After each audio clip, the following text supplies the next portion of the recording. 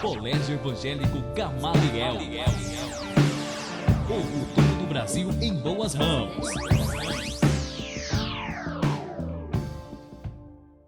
Bom dia, alunos do oitavo ano. Professor Daça aqui novamente falando. Quero dizer para vocês que estou com saudade e logo estarei de volta. Nossa aula de hoje é falando sobre transitividade verbal, onde fala sobre a voz, as vozes do verbo, verbos não significativos e verbos significativos. Vamos lá. Transitividade verbal. Falar sobre transitividade verbal está na página 72 do livro didático de vocês. Espero que vocês acompanhem essa aula, que logo estaremos de volta. E quando voltarmos, estaremos fazendo a resolução de todas as atividades que aqui foram passadas e que estou passando na aula de hoje também com as anteriores, das aulas passadas. Vamos lá. Transitividade verbal. Vamos entender essa transitividade verbal. Para a gente entender transitividade verbal, nós temos que saber que os verbos podem ser significativos e não significativos. Os verbos significativos, ou seja, aqueles que exprimem processo. Só o que é que diz? Aquele que exprime processo. São de dois tipos. Quais são esses tipos dos verbos significativos? Nós temos os verbos intransitivos e verbos transitivos. Dentro dos verbos transitivos, nós temos o verbo transitivo direto, verbo transitivo indireto e transitivo direto e indireto. Vamos lá, falar primeiro sobre o verbo transitivo. São aqueles cujo processo envolve apenas o sujeito, São aqueles cujo processo envolve apenas o sujeito, isto é, são verbos que não precisam de complemento, pois têm sentido completo. Exemplo, esse complemento são preposições, que logo mais na frente vou estar explicando para vocês como é que ela vai se encaixar nesses processos. Processo aqui envolve apenas um sujeito. Os leitores leem, predicado verbal. E lembrar que só envolve apenas um sujeito. O verbo intransitivo direto são verbos que, para fazerem sentido, necessitam, verbo transitivo são verbos que, para fazerem sentido, necessitam de complemento. Está dizendo que necessitam de complemento. Mas dentro do verbo transitivo direto, nós temos o objeto direto, não é isso? Então, a relação entre o verbo e seu complemento, que é o objeto direto, ocorre sem preposição. Então, quando dentro do verbo transitivo vem o objeto direto, não precisa de preposição. Vamos ver o exemplo.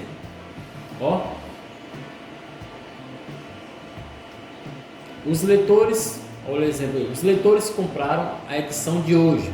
Verbo transitivo, que é compraram, que é o verbo. Nós temos aqui a edição de hoje, que é o objeto direto. Isso é predicado verbal, essa frase que contém aqui um verbo. Agora vamos entender. Lembrem, que aqui não teve preposição. Nós temos um predicado verbal. Aqui é um predicado. A edição de hoje é predicado verbal. E esse aqui não vem como preposição, vem como predicativo verbal. Vamos mais para frente. Verbo transitivo indireto são verbos que, para fazer sentido, necessitam de complemento. A relação entre o verbo e seu complemento, que é o objeto direto, ocorre com preposição. Aqui já é diferente. O verbo transitivo indireto ocorre com preposição. Os leitores está aqui, que é o sujeito, né? Simpatizar é o verbo transitivo indireto. Aí nós temos que a preposição com, que ela está fazendo o quê? Está fazendo a complementação para fazer sentido a frase. Simpatizaram com o jornalista, que é o objeto indireto. Aqui nós temos o predicativo. Nós temos aqui o predicado verbal aqui, que é simpatizar com o jornalista. Nós temos a preposição. Se vocês lerem bem com calma, vai ficar bem melhor para vocês entenderem, para vocês prestar mais atenção, para que não esqueçam esse processo. Vou repetir novamente. Verbo transitivo indireto são verbos que, para fazer sentido, necessitam de complemento. O que é esse complemento? São preposições. A relação entre o verbo e seu complemento, que é o objeto indireto. para fazer esse complemento tem que ter uma relação entre o verbo e seu complemento, que é o objeto direto. Quem é o objeto direto? O jornalista. Quem é o verbo? Simpatizar. Então a preposição vai trabalhar nessa relação entre eles dois. Para lembrar que nós temos algumas preposições: a, ante, até, após, com, contra, de, desde, em, entre, para, perante, por, sem, sobre, trás. Então, para fazer a relação, pode aparecer uma dessas preposições. Vamos lá mais para frente. E o verbo transitivo direto e indireto? Eles estabelecem duas relações e seus complementos são introduzidos sem preposição. Aqui ficou assim uma dúvida no ar. Estabelece duas relações e seus complementos são introduzidos. Quando for objeto indireto, ele vai vir sem preposição. E com preposição quando for objeto indireto. Olha o exemplo aqui, Se eu pegar a frase e cortar aqui, se eu cortar a frase até aqui, eu vou ler. Os leitores escrevem cartas. Não precisou de preposição entre escreve e cartas para fazer a ligação. Agora, quando eu vou para o objeto direto, necessita que tenha uma relação entre o objeto direto e indireto, que é usado pela preposição para. Vamos lá mais para frente. Espero que você esteja assimilando. Agora vamos falar sobre os verbos não significativos.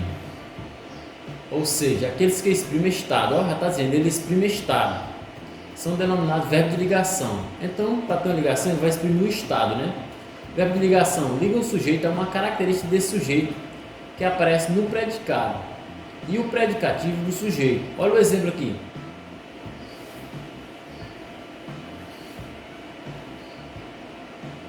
Gente, desculpa, vou ler novamente aqui para vocês, desculpa. Teve um erro aqui. Os verbos de ligação ligam o sujeito a uma característica desse sujeito que aparece no predicado.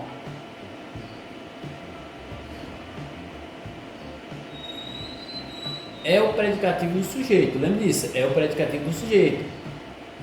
Essa característica desse sujeito, ela vai aparecer no predicado. Olha aqui para vocês entenderem. Os leitores são o sujeito, ficaram, é o verbo de ligação que está ligando quem? Está ligando ao predicativo do sujeito, que é indignado, que está dando o que? O estado dele, Está dando um estado. Lembre disso, O estado dele está indignado. Quem está indignado? Os leitores. Então, o predicativo do sujeito é indignado. E aqui nós temos o predicado nominal. Ficaram indignados com a notícia. Esse aqui é todo o predicado da frase, ou da oração. Vamos lá.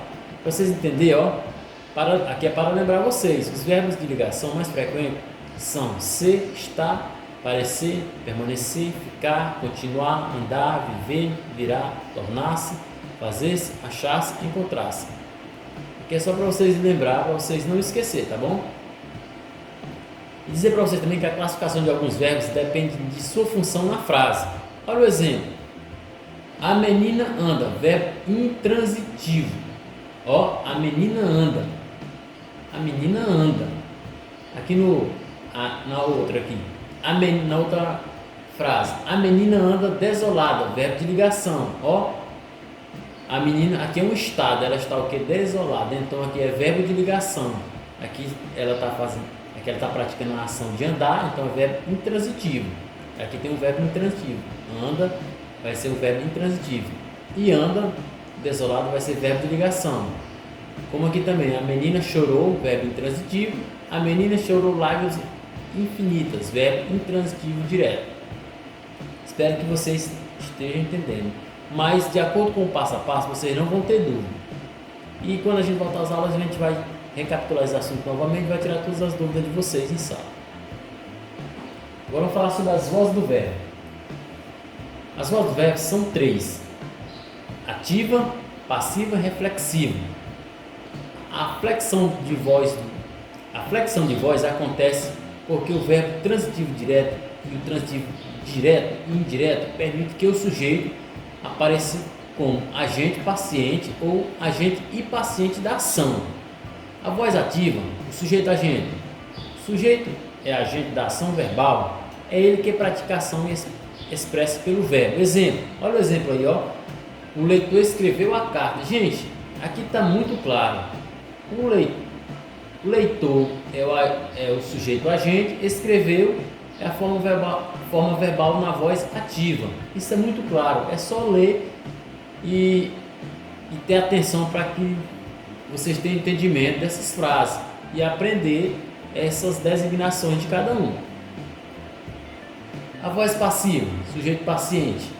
O sujeito é paciente da ação verbal, é ele que sofre, ó. O sujeito é paciente da ação verbal. É ele que sofre a ação expressa pelo verbo. Olha o exemplo. Quem é a voz passiva? Carta. Foi escrita pelo leitor. Quem escreveu a carta? O leitor. Então aqui é o sujeito paciente, que está na voz passiva. Espero que você esteja assimilando. É muito fácil. A voz reflexiva, sujeito, agente, paciente. O sujeito, agente e paciente pratica e sofre a ação ao mesmo tempo, recebendo uma ação praticada por ele próprio. Exemplo: o leitor interessou-se pelo assunto. Quem interessou pelo assunto? O próprio leitor. Então aqui ele está praticando ação por ele próprio. Quem é a voz reflexiva? É o leitor.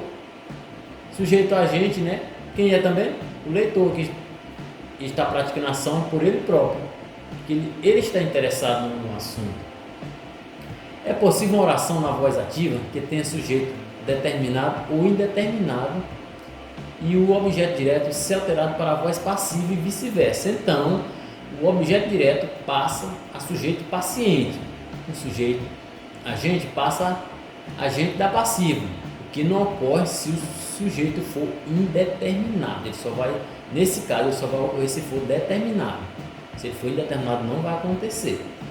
Então, espero que vocês tenham assimilado o assunto.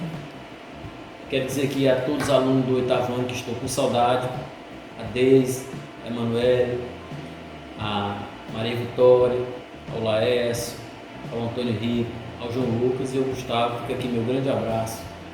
Estudem. Espero que vocês estejam se precavendo dessa pandemia, ficando em casa, estudando. É um momento de reflexão. E aqui fica o meu grande abraço. Eu estou com saudade de vocês. Esse assunto que a gente acabou de ler aqui está da página 72 a 80 do livro didático de vocês. Espero que você responda às atividades da página 72 a 80 todas, que quando retornarmos vamos fazer a resolução em sala de aula de todas as atividades e tirar nossas dúvidas. Fica aqui um grande abraço e até a próxima.